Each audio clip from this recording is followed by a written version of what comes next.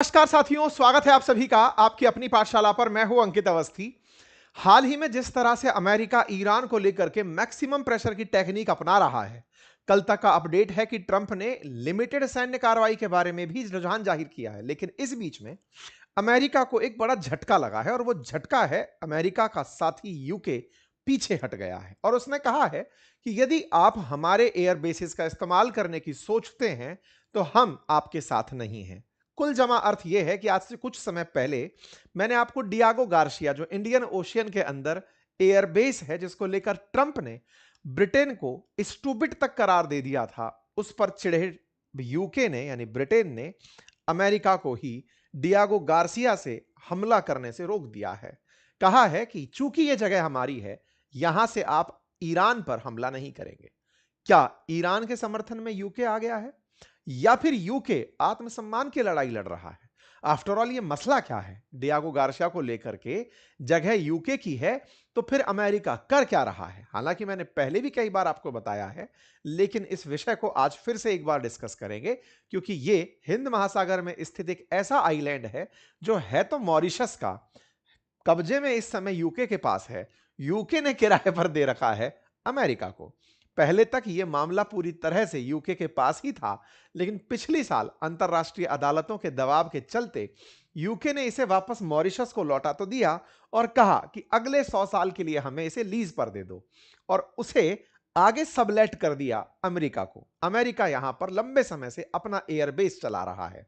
यह है वो डियागो गार्सिया जो कि इंडियन ओशियन में एक बड़ी स्ट्रेटेजिक लोकेशन है अमेरिका के लिए, क्योंकि अगर ये तेहरान पर युद्ध करने जाता है तो उसे सबसे नियरेस्ट अगर कोई जगह मिल रही है जहां से वो हमला कर सके वो यही है, क्योंकि इसके जितने भी मिडिल ईस्ट के साथी देश थे उन्होंने सबने किनारा कर लिया है। अमेरिका को बड़ी उम्मीदें थी यूके से, और ये हमने अपने सेशंस में डिस्कस की थी, आपको शायद याद हो कि अमेरिका इसीलिए इसका जिक्र कर रहा है, ट्रंप के मुंह से ये जगह की बात निकली ही इसलिए है। खैर, फिलहाल के लिए यूके का मना करना अपने आप में एक बड़ी बात है, और यूके ने इस मामले में जैसे ही इस बात को सीरियसली लिया कि अमेरिका उन्हें स्टूपिड करार दे रहा है, कुल मिलाकर ट्रंप को एक मुसीबत खड़ी हो गई है।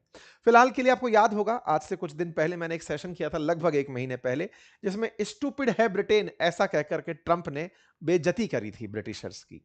इस बेइज्जती के बाद में यूके के प्रधानमंत्री एकदम वापस से एक्शन में आए और उनको याद आया कि मैं दोनों तरफ से मार खा रहा हूं। मार से मतलब असल मायने में ये जाने जाते हैं थोड़े लिबरल प्रकार के, मतलब इनकी जो कीर स्टारमर है, इनकी छवि है कि ये लिबरल हैं, थोड़े से प्रो मुस्लिम हैं। इनकी छवि कुछ इस प्रकार से भी देखी जाती है कि ये एक्सट्रीमिस्ट नहीं है, ट्रंप की तरह एकदम राइट विंगर नहीं है। ऋषि सुनक के मतलब एक तरह से समझिए अपोजिट विचारधारा की तरफ से हैं, जो बोरिस जॉनसन की विचारधारा है उसके अपोजिट विचारधारा के हैं। इसीलिए मतलब ब्रिटेन के अंदर जितने भी ऐसे मामले हैं जिसमें कि ऐसी गैंग्स के बारे में बात की जाती है जो धर्मांतरण कराती है, उन पर ये एक्शन नहीं लेने के कारण भी ट्रोल किए जाते हैं कि साहब ये कुछ नहीं एक्शन लेते हैं। मतलब इनको वहां वहां की छवि थोड़ी सी एक तरह से कहा जाए तो राइट विंग नहीं है, कुल मिलाकर के एक्सट्रीम नहीं है। ठीक है, अब इनको लगा कि मैं कहीं का भी नहीं बचा, ना तो मैं अमेरिका का रहा और ना ही मैं अपने वोटर्स का रहा। जिनको यह लगता था कि मैं कभी फिलिस्तीन के मामले पर फिलिस्तीन के साथ खड़ा होऊंगा, ईरान के साथ खड़ा होऊंगा, मैं इमिग्रेंट्स के साथ खड़ा होऊंगा, बोले नहीं। इन्होंने तत्काल प्रभाव से स्टैंड लिया कि नहीं साहब सुनो, अगर ऐसा है तो अपन अपनी जगह को यूज करने नहीं देंगे। इसके पीछे इन्होंने राष्ट्रीय अस्मिता का मुद्दा डाल दिया कि तुम एक तरफ तो हमें स्टूपिड कहते हो, तो लो बेटा स्टूपिडिटी सवार है हमारे अंदर, तो हम तो अब तुम्हें भी यूज करने नहीं देंगे।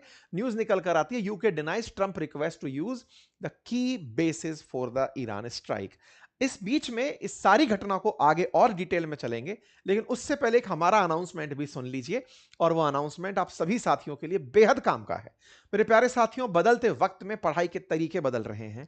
लोग टेक्नोलॉजी के माध्यम से रोज लगातार, विशेष रूप से बहुत सारे ऐसे एस्पिरेंट्स जो यूपीएससी की तैयारी में है, स्टेट पीसीएस एससी तमाम तैयारियों में है, उन्हें इंटरनेट का यूज तो करना आता है, लेकिन उससे भी एक ऊपर आर्टिफिशियल इंटेलिजेंस से वो कैसे अपनी किताबों को तुरंत यूज कर सकते हैं नोट्स के रूप में कन्वर्ट करने के लिए, नोट्स को कैसे बदल सकते हैं तत्काल प्रभाव से अपने क्वेश्चंस के अंदर, कि जो चीज समझ नहीं आ रही उसे एआई से कैसे समझ सकते हैं, तमाम टेस्ट सीरीज को फ्री में कैसे क्रैक कर सकते हैं, ये सब सिखाने वाला मैं एक एआई का मास्टर क्लास लेकर आ गया हूं। ये तो एक नमूना दिया मैंने आपको एआई के जितने भी यूज हैं, चाहे वीडियो बनाना हो आर्टिफिशियल इंटेलिजेंस से, चाहे स्क्रिप्ट लिखना हो, चाहे फिर आपको अपना टाइम टेबल बनाना हो, इवन कोडिंग करनी हो, आपको जो भी एआई का यूज दिमाग में आए, चाहे गाना बनाना हो, चाहे थ्योरी लिखना हो, क्वेश्चन सॉल्व करना हो, सिलेबस बनाना हो, नोट्स बनाना हो, यूजेस करने हो एआई के, अगर आप वो सीखना चाहते हैं तो उसके लिए हमारा कोर्स आ चुका है बातें बाजार के एप्लीकेशन पर, जो कि बिगिनर से लेकर प्रो तक है। ये आप लोगों को पावरफुल एआई टूल्स, जो कि 20 से अधिक टूल्स हैं, उनका मैं आपको यहां पर इस्तेमाल सिखाऊंगा कि आप उससे कैसे अपने लिए बेहतरी कर सकते हैं। ये उन सभी लोगों के लिए बड़ा काम का है जो इस एआई के युग में, जब भारत में एआई इंपैक्ट समिट हो रही हो, हमें एआई का यूज ही नहीं पता, तो उनके लिए ये बेहतरीन क्लास होने जा रही है। अभी जाकर के अगर आप एनरोल करते हैं तो शुरुआती 7 दिनों में ये कोर्स 33% डिस्काउंट पर उपलब्ध है। आप अभी जाइए, लिंक कमेंट बॉक्स और डिस्क्रिप्शन में दिया हुआ है, वहां से जाकर के कोर्स को बुक कर लीजिए और क्लासेस ज्वाइन कर लीजिए। क्लासेस शुरू हो चुकी हैं। फिलहाल के लिए ब्रिटेन ने अमेरिका को ईरान पर हमला करने के लिए अपने एयरबेस देने से मना कर दिया है। यह बात हेडलाइन बनकर तैर रही है। ब्रिटेन के इस फैसले से ट्रंप नाराज भी हो गए हैं और कहा है कि अगर आप ऐसा करेंगे तो यह अपने आप में एक बड़ी बेकार चीज होगी। डियागो गार्सिया मामले पर मैं पहले भी आपके साथ नहीं हूं। असल में बवाल क्या है डियागो गार्सिया का, यह समझते हैं। तो असल में डियागो गार्सिया ना एक हिंद महासागर में स्थित छोटा सा कोरल द्वीप है। उस कोरल द्वीप पर कंट्रोल लंबे समय तक विवादित रहा है। देखो, अगर आप तलाशोगे तो डियागो गार्सिया यहां पर है इंडियन ओशन में। आप सीधा देखकर तो पहचान भी नहीं पाएंगे। यहीं पर एक देश है मॉरिशस नाम से। उस मॉरिशस नाम के द्वीप देश का ये एक आइलैंड है जिसका नाम डियागो गार्सिया है। मॉरिशस जो खुद जहां पर इसकी राजधानी है वहां से खुद ये 2000 किलोमीटर की दूरी पर है। मॉरिशस खुद एक आइलैंड कंट्री है। ये लंबे समय तक पहले फ्रांसीसियों के कब्जे में था, फिर ब्रिटिशर्स ने नेपोलियन को हरा करके इसको लिया और ब्रिटिशर्स लंबे समय तक इस पर राज करते चले आ रहे थे मॉरिशस पर। 1968 में मॉरिशस को आजादी मिली और आजादी मिली तो ये मॉरिशस का जो आइलैंड है ये सब मॉरिशस को लौटा दिया गया। लेकिन इस जगह को ब्रिटेन ने अपने पास सुरक्षित रख लिया लगभग 2000 किलोमीटर दूर, क्योंकि ब्रिटिशर्स को नेवल बेस बनाने का, समुद्र की ताकत बनने का क्रेज है और वो जानते हैं कि समुद्र की ताकत क्या होती है। ये समुद्र की ताकत के चलते दुनिया पर राज किए थे। 130 से ज्यादा देशों पर राज था। तो इन्होंने इस जगह पर जो चागोस आइलैंड है, इस आइलैंड को इन्होंने अपने कब्जे में रखा। हिंद महासागर में ये जो जगह है ये 60 किलोमीटर एरिया का आसपास का क्षेत्रफल रखती है और यहां पर छोटे छोटे 60 से ज्यादा और भी आइलैंड हैं। ब्रिटेन ने 1814 में इसको ऊपर कब्जा पाया था और 1968 में जब ब्रिटेन ने मॉरिशस को आजाद किया अपनी गुलामी से, उसके बाद भी इसने अपने पास ही इसको रखा। डियागो गार्सिया नामक जो ये आइलैंड है, मॉरिशस ने कहा साहब वो जगह भी हमारी थी। ये बिल्कुल वैसे ही है, हमारा अंडमान निकोबार हमें ना दे और इंडिया आजाद हो जाए, या फिर लक्षद्वीप हमें ना दे और इंडिया आजाद हो जाए, वैसे था। बोले साहब ये भी तो हमारा ही है, हमें लौटाओ वापस। आप तो वहां रहते हो, यहां पे आपका क्या लॉजिक है? कोई बात नहीं। ब्रिटेन ने समझदारी चली, उसने क्या किया कि इसे आगे अमेरिका को दे दिया कि तुम एक काम करो यहां पर मिलिट्री बेस बना लो। तो मिलिट्री बेस बनाया अमेरिका ने अपना। तो देखो था किसका? ब्रिटेन का, अमेरिका का, अमेरिका सॉरी ब्रिटेन का। ब्रिटेन ने किसको दे दिया? अमेरिका को। आजाद बीच में कौन हो गया था? मॉरिशस। मॉरिशस इसको मांगता रहा कि सर ये तो हमारी है, आपने किसी को कैसे दे दिया? अमेरिका लेकिन पावर के दम पर यहां से लोगों को भगा दिया, अपने एयर बेस बना लिया। 1973 में मिलिट्री बेस बनकर तैयार हो गया। मॉरिशस इस बात को लेकर यूएन में पहुंचा, कोर्ट में पहुंचा, कोर्ट में जाकर सवाल जवाब हुए। फाइनली कोर्ट के अंदर यूके का बहुत पैसा खर्च हुआ, क्योंकि सब लोग इसके साथ थे, मॉरिशस के साथ थे कि साहब ये तो होना ही नहीं चाहिए, आप आजादी दे ही नहीं रहे हो, लोगों को अब तक गुलाम बना रहे हो। 2025 के अंदर फाइनली ब्रिटेन ने चागोस द्वीप को मॉरिशस को लौटाने का कहा कि भैया हम तुम्हें ये वापस दे देंगे, लेकिन हमने चूंकि यहां पर इतना सब कुछ तामझाम खड़ा कर लिया है, तो एक काम करो, आप हमें इसे ले लो और हमें 100 साल के लिए इसे रेंट पर दे दो, लीज पर दे दो।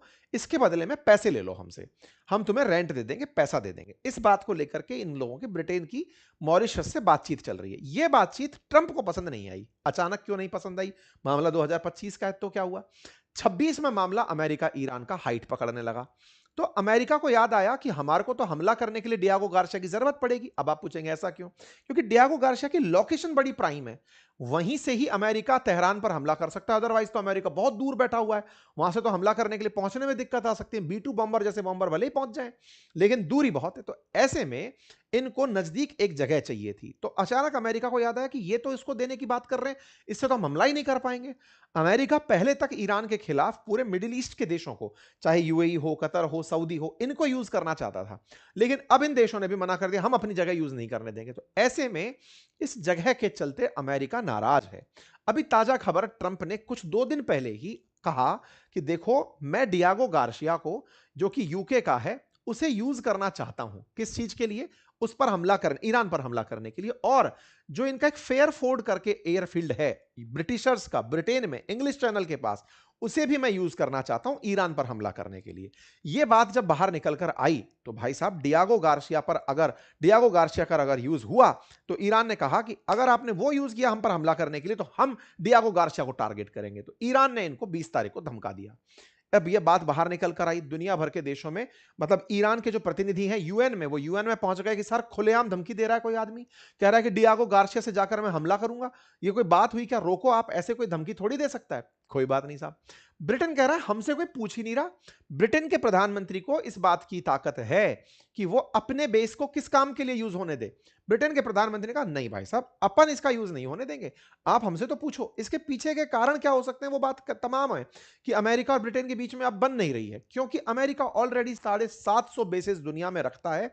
मिडिल ईस्ट में जितने भी बेस थे ना, वो इसके लिए यूजलेस हो गए हैं, क्योंकि ईरान ने सबको धमका रखा है कि अगर कोई भी मुझ पर हमला करने की अपनी जगह की इजाजत दिया तो मैं मिडिल ईस्ट के सभी बेसेस को निशाना बनाऊंगा। तो एक एक करके मिडिल ईस्ट के सारे देश पीछे हटने लग गए। यूएई ने मना कर दिया, सऊदी ने मना कर दिया, कतर ने मना कर दिया, कुवैत ने मना कर दिया, ईरान ने मना कर दिया, मैं अपने बेस का इस्तेमाल नहीं होने दूंगा। फिर अमेरिका को याद आया कि यार, डियागो गार्सिया से हमला कर देंगे, क्योंकि ये 3800 किलोमीटर ही दूर है यहां से। अमेरिका से आएंगे ईरान पर हमला करने तो 10,000 किलोमीटर आना पड़ेगा, यहां से तो मात्र 4,000 किलोमीटर पर ब्रिटेन है और 3800 किलोमीटर पर डियागो गार्सिया 3900 किलोमीटर पर जाकर हमला करके आ जाएगा।